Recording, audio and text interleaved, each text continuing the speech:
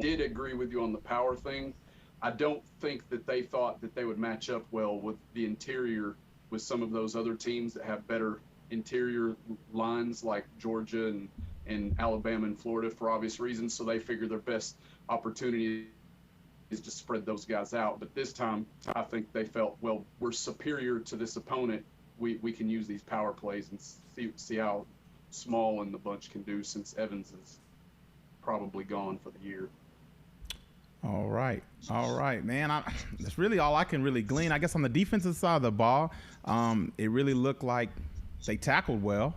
I know they gave up a couple fourth down plays, I believe, and but overall, even on the defensive side of the ball, they did. I tell you what, I did like. I forgot if they had quarterback design runs, and it looked like the guy can run. I can't think of his name. They had stunts, but I guess the stunts gave South Alabama enough problem that they, on both sides, they stunned on, and they were able to close the gap as opposed to just a draw play that we have been getting gashed from Ole Miss and all the other teams. I really enjoyed seeing that. Now, granted, that might have been talent, but I don't know. Do you remember what was his name, Derek? I can't think of the guy's name. Trotter, was that his name? So Trotter, and then Tolliver or something was the receiver that was burning us down the field, which I guess he's burned everybody. I guess he's on everybody's draft list. Right. But they were athletic enough, and they still went and got him. So that was encouraging to see because we've been getting torched all year, especially since the Ole Miss game. They were able to stop the quarterback run, it felt like, pretty convincingly. Anything you see on the defense? Go ahead, Derek. Yeah, I totally agree. Sometimes I was wondering if Jeremy Banks, another former Vol, James Banks, got in my head there for a second. Jeremy Banks, I thought he was going to get us into a couple more of those personal fouls that he's gotten this year with his taunting the players after his big hits, but it seemed like the refs let him play. They were multiple times that I noticed that I was proud that there were multiple orange jerseys where the ball was, which is an indication of a big improvement for our defense. Instead of it being one guy holding on for dear life and then two or three are trying to get there, it was three or four were getting there within like a second. We're very much rallying. I think, did James Banks lead the way? Yes, 7 tackles, 1 solo. Or not James Banks, but yeah, the wide receiver from, what was he from, Indiana? He was Indianapolis, and he obviously caught that big Hail Mary from Clausen in, I think, 03, so he's big in our ball hearts. Right, exactly. Well, hey, that's what me and Derek had to say about the football game. We definitely want to hear what y'all have to say. If we have any, we got any comments, Brad?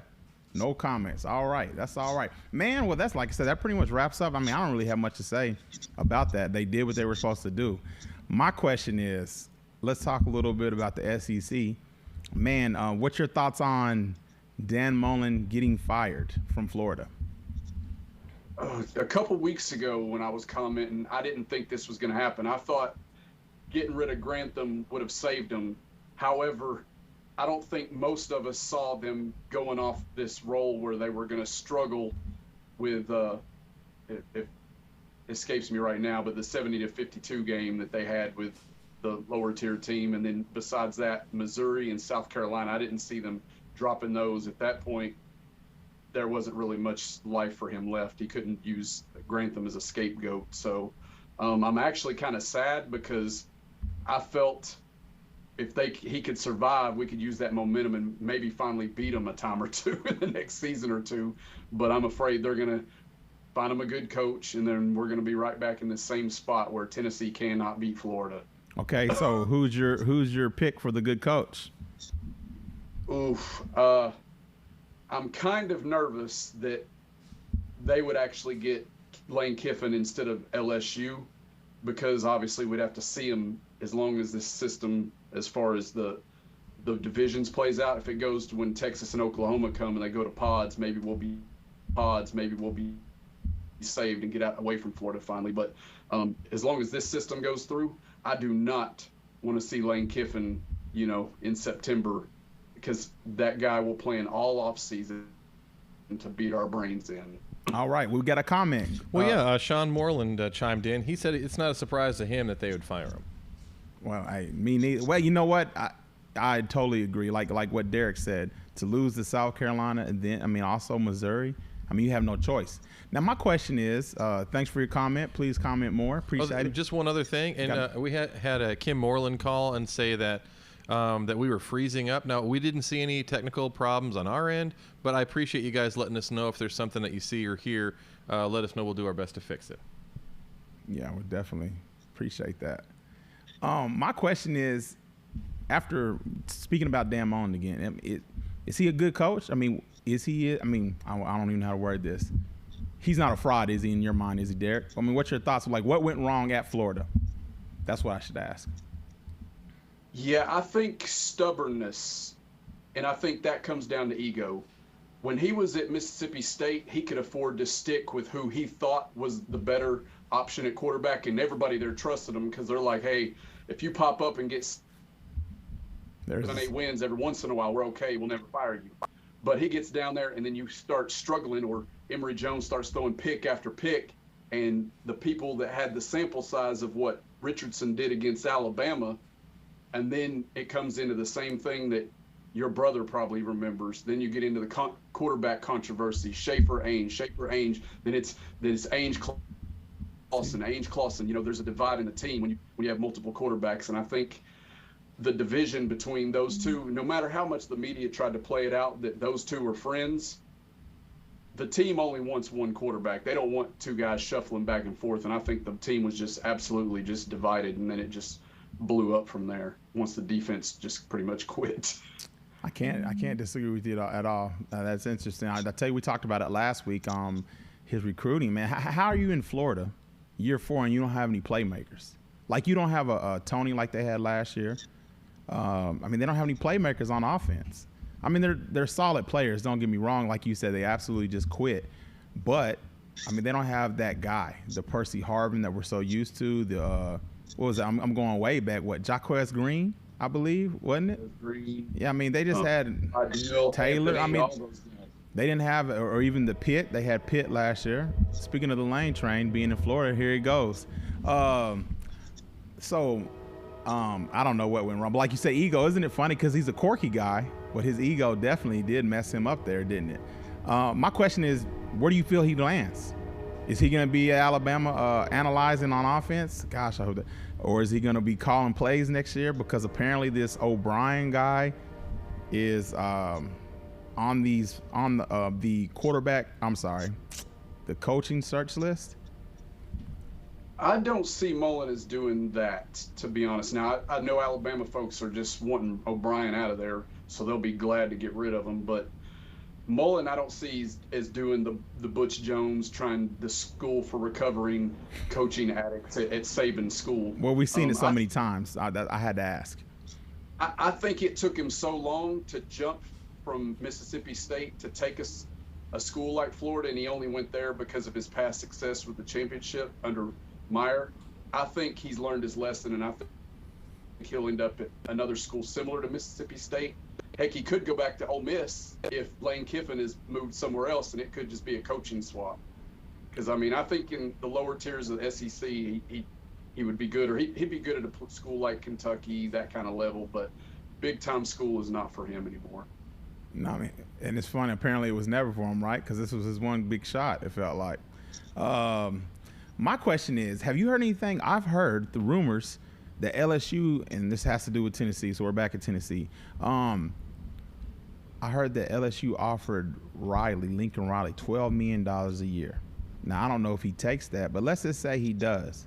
If you're Oklahoma, your first call has to be Heupel, right? Is that a fair question? Yeah, I think the fans might be interested in that. I think it'd be some divide because they used him as a scapegoat, remember, and fired him as the offensive coordinator way back when. So I think he has some bad blood there. Now, it being his alma mater can, if they came with $8-9 million, then I think that can cure some of those wounds. But I think their fan base has won enough that they'll think that they can go bigger. Not saying they'll land bigger, but I think they would look at Josh Heupel as option like C or D. Well, my question, who's bigger? I think that one, try to go down, the Napier somewhere down that line, thinking that they're going to get somebody that's going to be Oh, a the rising up and coming more so. Maybe I don't think they're dumb enough to think that they're gonna pull Urban Meyer out of the coaching ranks. If he comes back to coaching, he's either going back to Florida or he's going to Southern Cal. I mean, that's a dead given. I don't think they're that dumb, but right. Well, my question is, I mean, now here's another good question. I feel like it's a good question. Is Oklahoma a better job than Tennessee? Now, and the reason why that really is to me a good question, because you have Oklahoma coming to the SEC. And Oklahoma, man, I mean, to me, they are the worst. What are they, 10-1 team? I've seen in a long – they're not good. I mean, that's terrible for me to say that. They're just really not that impressive to me, because that same Oklahoma team in the West lose at least 5 games this year. Mississippi State beats them. Ole Miss beats them. Texas A&M beats them. No doubt Alabama, LSU, maybe, depending on what time they were on the schedule. So my question is the Oklahoma job better than the Tennessee job in your mind? Yeah, that's a good point. At this stage, I still say yes. But the one caveat to that is with this new transfer portal thing. And I'm glad you brought that up. Things can change in an instant. You know, you can revamp a roster that gets rated. If Lincoln Riley were to go to LSU, he could probably handpick his offensive stars that want to go with him, and there's nothing nobody can do about it because they are within their rights to transfer with him. But at this stage, when you go into a kid's living room, if you say, hey, we've been to the playoff this many times, or you go and say, hey, I'm from Tennessee, and we just made the Poulan's Weed Eater Bowl or something, obviously recent playoff history is gonna weigh a lot more. Right.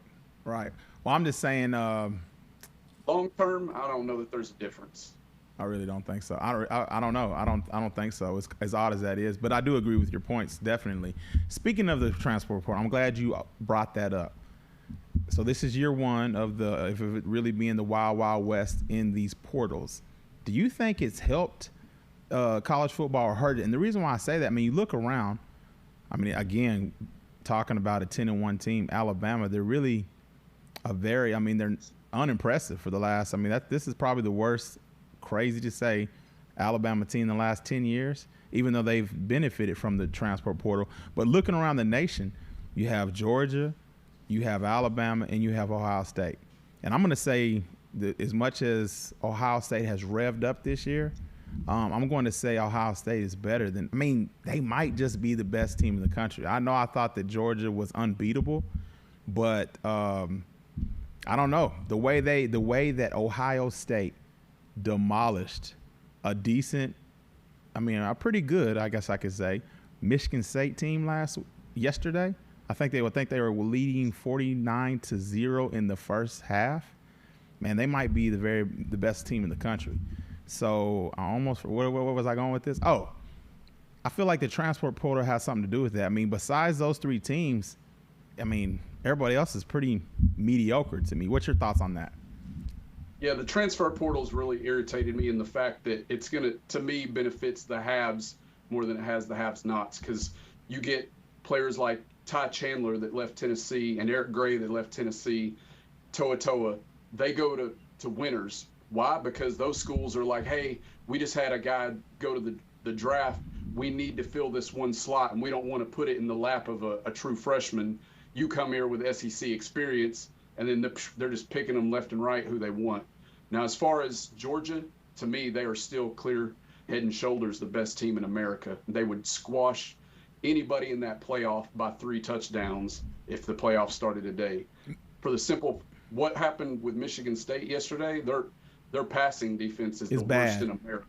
It's terrible, which Ohio State's passing offense is phenomenal, but we've seen this record happen over and over and over again. And this year it's Georgia, it's not Alabama.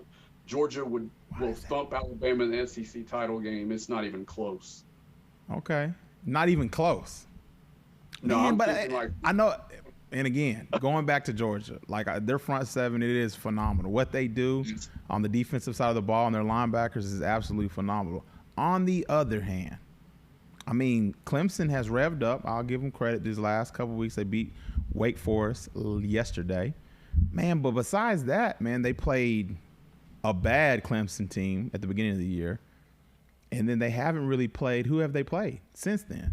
I mean, Tennessee. I mean, Tennessee was probably their best competition since Clemson.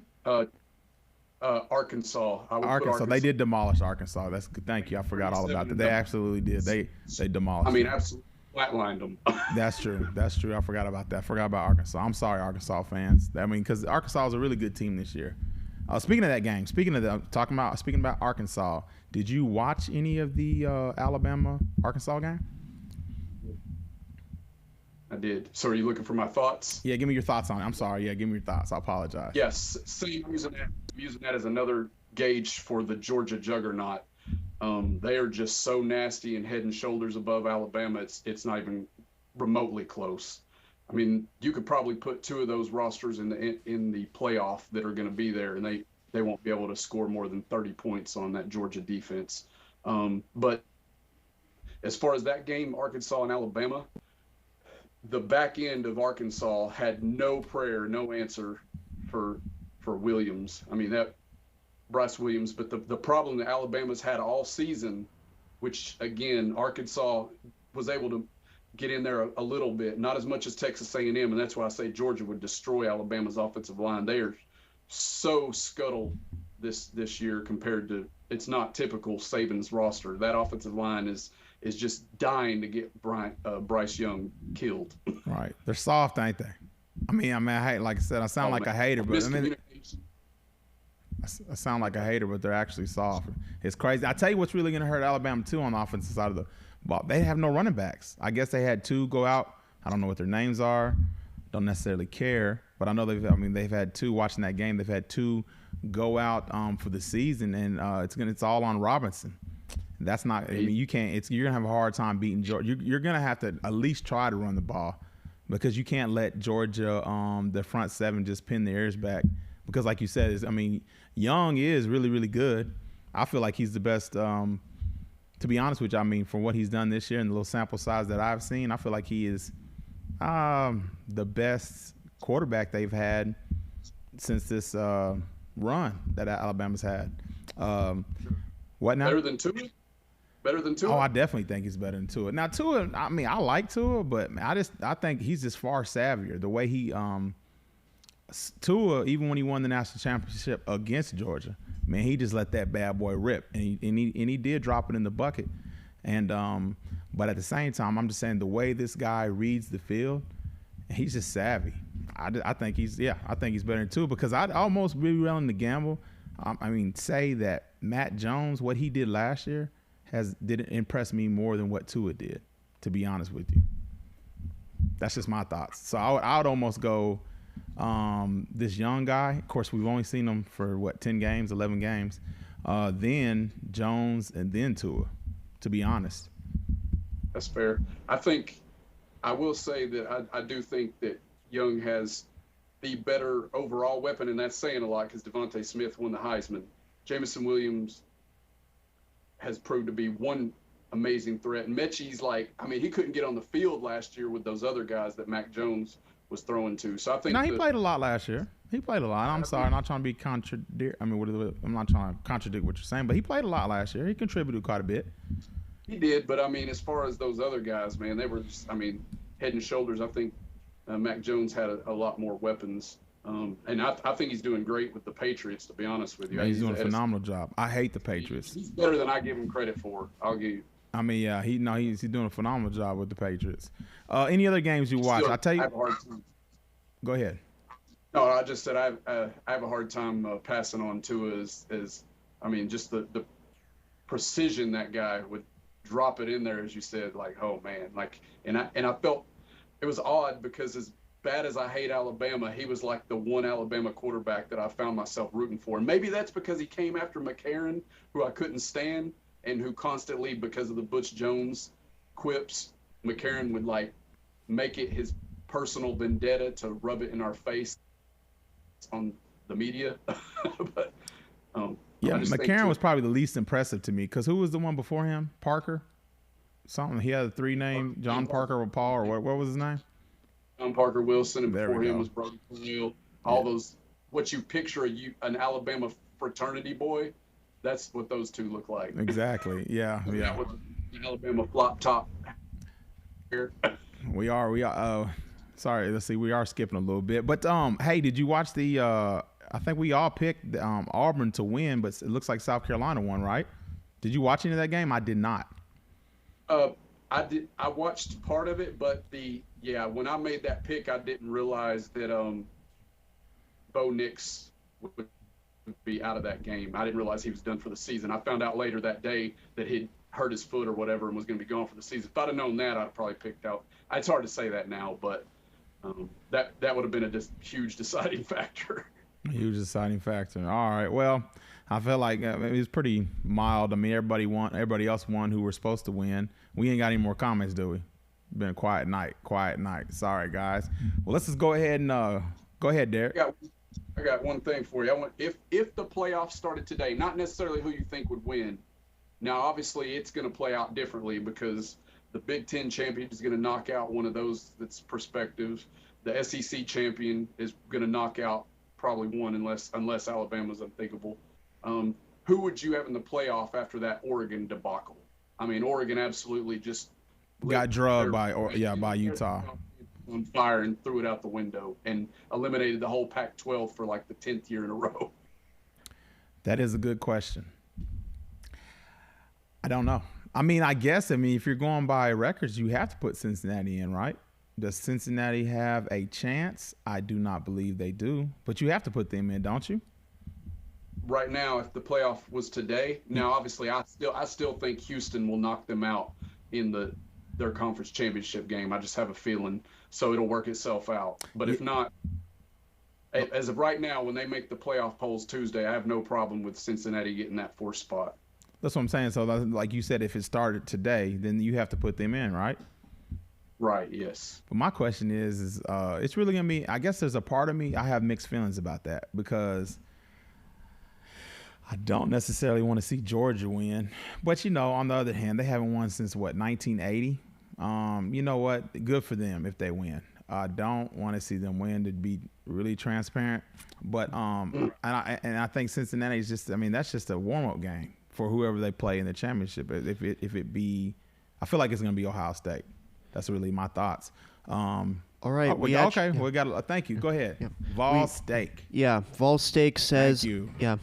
I just feel like South Carolina got lucky against Auburn. I really don't think Shane Beamer knows what he is doing still. All right. Well, I can't comment on that. Thank you for your comment, Vol Steak. I can't comment on it because I did not watch the game or the highlights, to be really honest. But hey, a victory is a victory. I would hope, but to add to what you're saying or to talk about what you're saying, I would hope that he's learning from his daddy, right? When that guy call his dad every opportunity to kind of learn on the job. Sean Moreland thinks that Ohio State, that's his thoughts as well. What's that they are going to play? Yeah. Oh, okay. Yeah, definitely. I just feel like that's what's going to happen. My question, a better thing, if you were bringing about, you think they might get, because Houston is doing quietly good. They're 10-1, I believe. Who did they lose to? Do you know, Derek? Well, hey, Derek, before you chime in, before you dive James Hughes, lucky dog, is driving back from the Titans game. Do not blow it for us. We haven't seen it yet, but I had 1,000% rather see Georgia win than Alabama take another national champion. Oh, and by the way, I want to apologize to Sean. It's Sean Moorhead, not Moreland. Oh. I apologize about that, Sean. I didn't mean to mispronounce your name. Okay. Did he correct you on that, or you just? No, he did. Honestly, the first time it was Kim, and then she tagged someone, and honestly, I went to high school with a girl named Kim Moreland. Oh, and so you know what? Yeah, sometimes that kind of mind association takes over. So no, I apologize. It's on me. That's all right. Well, thank you for your comments. We really appreciate it. What James Hughes was talking about, I have to just be honest. I'm such a hypocrite because I've always been viewed myself as a underdog, and usually I go for the underdog. But in this situation, James, I have to say I want to see history be made. I want to see Nick Saban go ahead and get, he's tied right now, right? So I want to see him break the tie and then go off into the sunset. So I don't think that's going to happen this year. They are not, it's crazy to say the number 2 team in the nation, I believe. They're really not that good to me. I feel like Georgia's going to beat them. Like I've said 100 times, I guess. Derek, I forgot where I was going. You got anything else to say about what we've been talking about? Where I get to one last thing that we talk about, that I personally, just throwing my personal thoughts about Georgia, I want people to know I despise Georgia more than anything, because I can think of multiple instances. Now, obviously, it's fluid. When it's in the 90s and Spurrier's beating our brains in, I didn't despise Georgia as much because we beat them like 10 times in a row. But now that Kirby Smart's in here, taking all our recruits, from our own backyard, when we used to go into their backyard to take their recruits and make a living with Jamal Lewis and Deion Grant and Fred White and all that gangbanging bunch that won the championships. The thing I can't stand about Georgia is grown men barking in your face. And so I think back to the 2001 Tennessee-Georgia game, the one where Larry Munson's famous and everybody applauds him for saying, "Oh, he brought us a hobnail boot and broke their nose." They applaud him and, "Oh, that's the greatest call in the history of Georgia sports." I turned around. Me and my cousin were in Neyland Stadium because they scored with like 30 seconds to go. We go up there, and that guy that's famous on TV for painting the bulldog on his head is barking in my face. And I swear, if I didn't have morals, Jesse, all I think about is any time that Georgia loses, I'm not as happy that Tennessee won. I'm almost as happy that wherever that guy's at, he is ticked off. Right. And we got blackballed because of the Kiffin game of throwing mustard and water bottles and things. Me and my wife, first year we were married, we were in Stegman Coliseum. I was sitting on the floor. Chris Lofton hit like 9 threes in Stegman Coliseum, just tore him up. I was in Levi Stooks, like he was right here. And so I was sitting next to a bunch of Georgia boosters. I won't go into how we got the tickets. And they were pelting me with like water bottles because I'm down there like on the floor where the Haslams would be if it was a Tennessee home game. And so all I think about when it's Georgia is absolute, I want that drought from the Lordy, Georgia's championship is 40 to make it to 50. But it's not going to happen. You think they're going to win? Oh, the 1980 jokes are done. It's over. They might as well cancel the season. I'm about to be miserable. Uncle Lou and all them famous Georgia fans are going to be going nuts. All right, we got another comment. Go ahead, Brad. James Hughes has to chime in, and he's mad at you. Oh. He says, "How dare you paint Alabama as an underdog?" No. Turn the lights out, Jesse. I'm not going to turn the lights out. So what I'm saying is no. I like to think of myself as I go for the underdog. Like what I mean is historically I would say, man, they haven't won in 40 years, over 40 years. They need to win. I like to see people who haven't won win. But in this case, I'm being a hypocrite by saying I don't want to see Georgia win. Just to be honest, I'd rather see Alabama win again. Go ahead, bro. Well, Sean Moorhead had to chime in also. He goes, after seeing Ohio State beating Michigan State, I see them being better than Georgia. Which and hey, by the way, Derek, it looks like you got a fan. Brandy says, this Derek guy ain't too bad. I like it. Hey, thank you guys for your comments. Thank you so much, man. I tell you, going back to, I guess we should talk about the SEC championship game when it happens. But I do want to say this: the opportunity, the one chance that Alabama does have to beat Georgia is Georgia runs a pro style-ish 15-year ago-ish offense. That's the stuff that Nick Saban loves. He struggles with, even with Arkansas yesterday, they played somebody that has a 250-pound guy who plays quarterback that can run the ball. He can also sling it, and they play a newer brand of football, a modern-day brand of football. Georgia doesn't do that. Now, no, Stetson Bennett can run, I don't think he's necessarily just dynamic. He does just enough to win. So that's the opportunity that Alabama does have to beat Georgia is, hey, like, oh, this is the kind of offense that you run, Kirby? Great. I like this is the stuff we like to stop. Also, Volstake has pitched in once again saying Georgia is always the best team to choke. They are. And I'm kind of, yes, they are. I 100% agree with that. And I kind of want to see, like what Derek says, I want to see that happen again, to be 100% honest. Man, I hate to be such a hater. But anyways, go ahead. What? Can't stand them? I mean, I remember, I can't stand them either, man. I mean, anyways. One more question I do want to ask. It's about the SEC. Well, actually, before you do that. Go ahead. Who's Brent Hubbs? I can't believe you put me on the spot like this. It doesn't jump out at me. Okay, well, because Brian Moorhead said, this Derek guy reminds me of Brent Hubbs. Oh, okay. Well, so I guess I thought he was like, some sort of awesome dude that all y'all would know who it was. No, I don't. Derek, do you know who he's comparing you with? Yeah, he's like the inside guy for VolQuest. That a lot of breaking news around Knoxville. I'm embarrassed. I should know that, right? A real Rocky Top insider. He's one of those guys. Oh, okay. Well, like I said, I should be embarrassed, but no, I don't know. I don't know this He's guy. like Brad Pitt, so I'll take that as a compliment. Oh, he is? Okay. All right. Not really. Well, man, my question is, I was gonna ask about Texas. I mean, like I said, do you think Texas is going to regret? At first, initially, I thought, man, this is great. We're bringing Oklahoma, we're bringing Texas to the SEC, blah, blah, blah.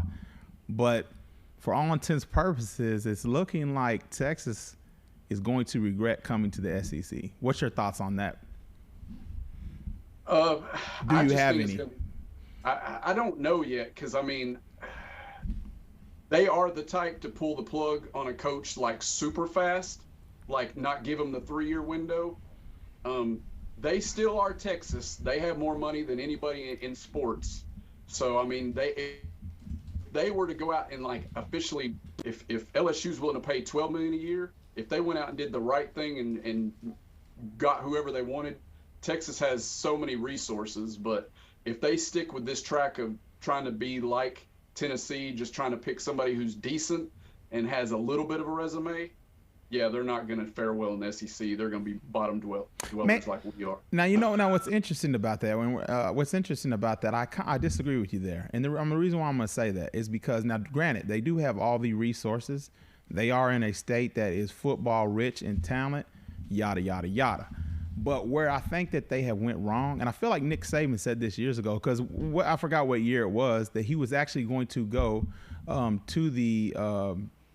to Texas. But I think one of the comments, where were we at here? Oh, Lord. Okay, so there we go. Thanks, Brad. I'm just joking. But what he did was he said that he likes to answer to 1 as opposed to 11. And so what that suggests to me, I mean, is these boosters there's too many hands in the cookie jar. Because, Charlie Strong was a great coach when he took the Texas job, in my opinion. Tom Herman was not a bad. Now, I didn't like him. He seemed like a little snot-nosed sleazebag, but I feel like he was a pretty good coach when he took the Texas job. This Sarkisian guy, I mean, he did a fairly good job at Washington before he had his personal problems. He seems like a good coach, but to go lose to Kansas, what was that last week? They lost to Kansas. Man, there's something going on. Something's wrong with the culture there. Something is fundamentally wrong, and until who they remind me of? They're going to be like Auburn. Auburn, I feel like they have too many hands in the cookie jar. The boosters have too much play. They have too much pull, I should say.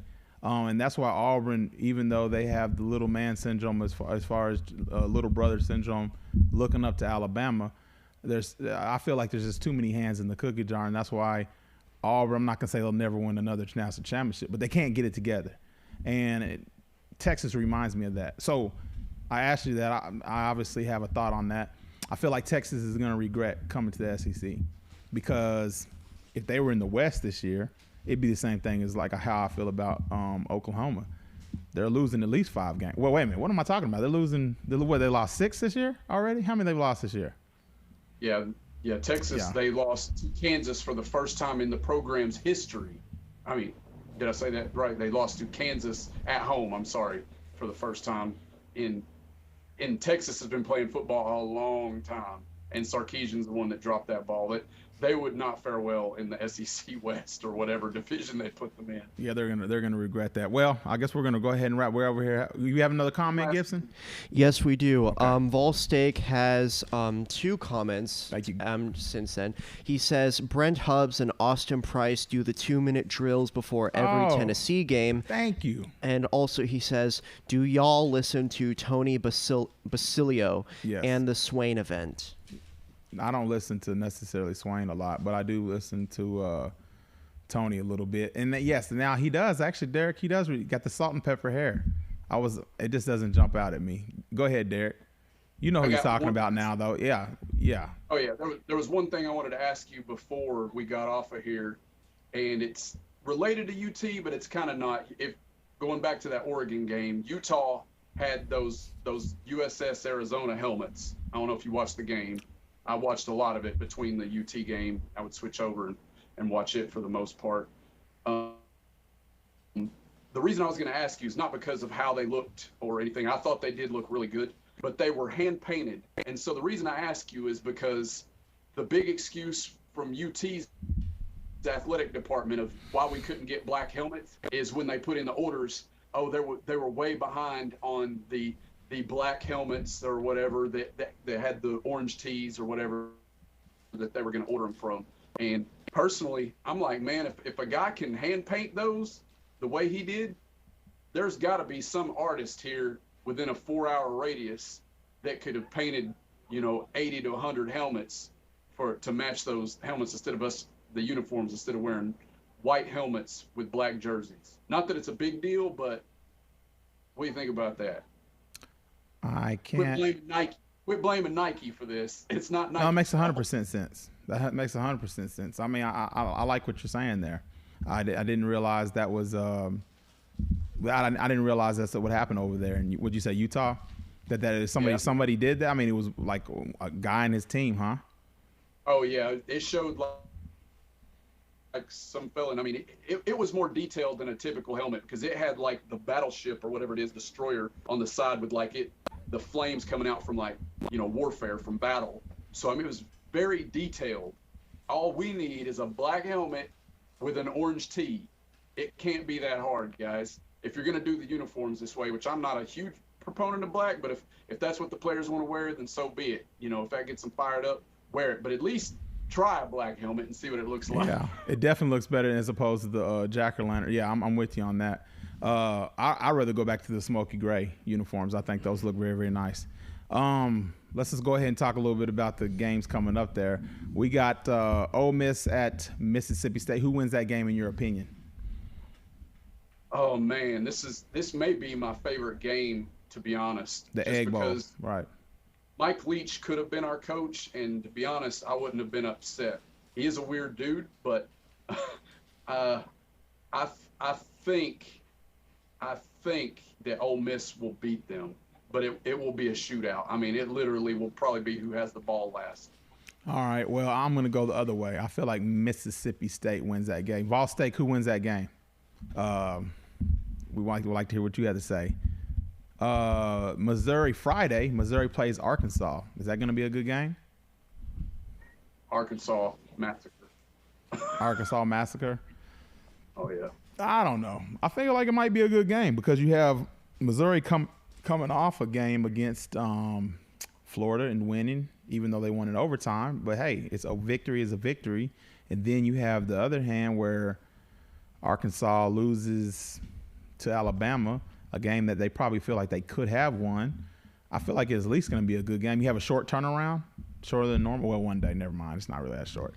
Vol Steak has 2 more comments saying Smoky Gray is totally the best uniform ever. Thank you. The Smoky Mountains on the helmet is awesome, and Mississippi State wins over Ole Miss. Hey, we agree. Thank you, Vol Steak. We appreciate that. We already know who's going to beat the Georgia Tech game. Oh, here's an interesting game. What about Florida State, Florida? What's your thoughts on that, Derek? Oh man, when the wheels are coming off at both programs, Florida State has kind of gotten last couple of weeks. They've kind of gotten it together. Yeah. Who's at home? Who's at home? Who's at home? Is it at Doak? Florida. I think Florida. It's in Gainesville.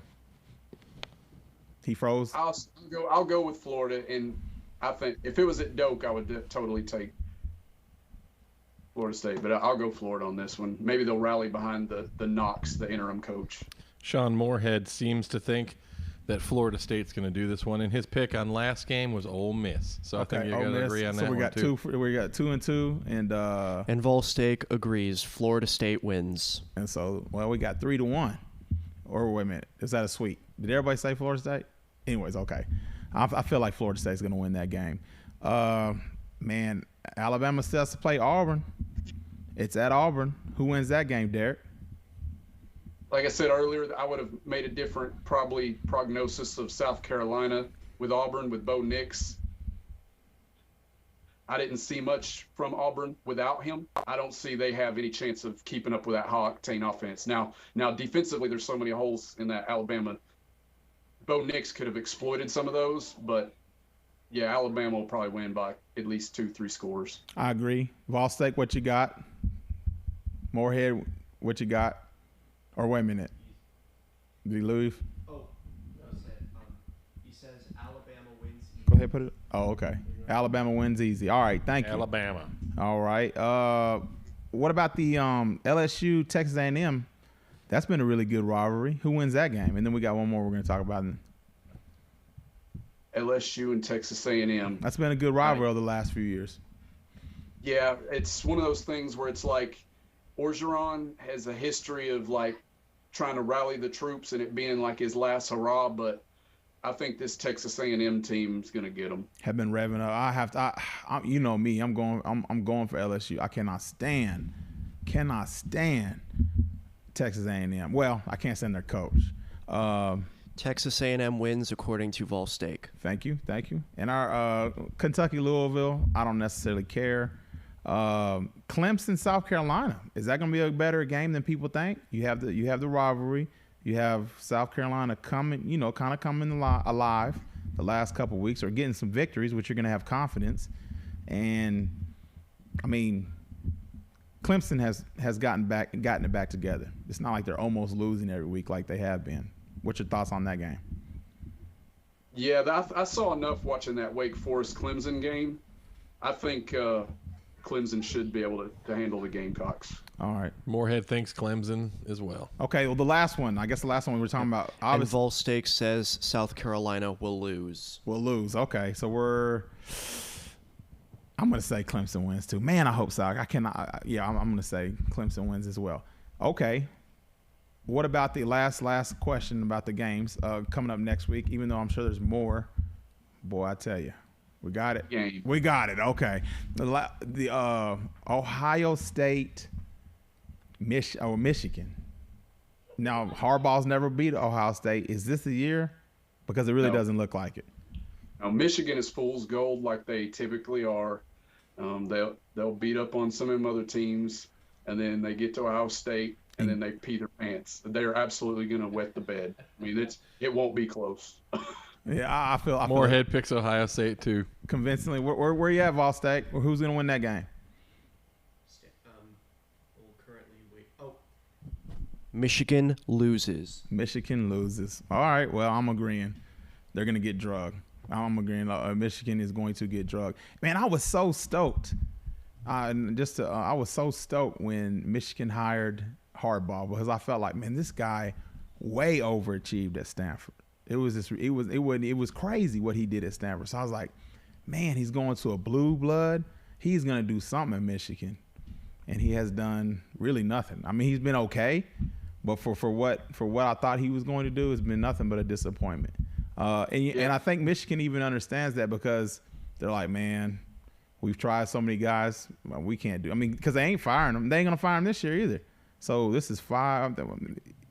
I think he's been there. This is year 6, right? You can't fire a guy that loses his second game, that has a chance to play for to get into the conference championship game. Yeah, and they've been down the Brady Hoke and all those other roads. That's what I'm saying. They can't. This is the best they're going to get. Ain't that crazy? Who else you going to hire? So, all right then. Well, hey, guys, thanks for your comments. That's what really helps the show out. Derek, thanks for your time. And, well, hey, he already covered my face. So, hey, we'll see you next week. Go Vols. Beat Vandy. Definitely. We didn't even talk about that. It's an afterthought. Nobody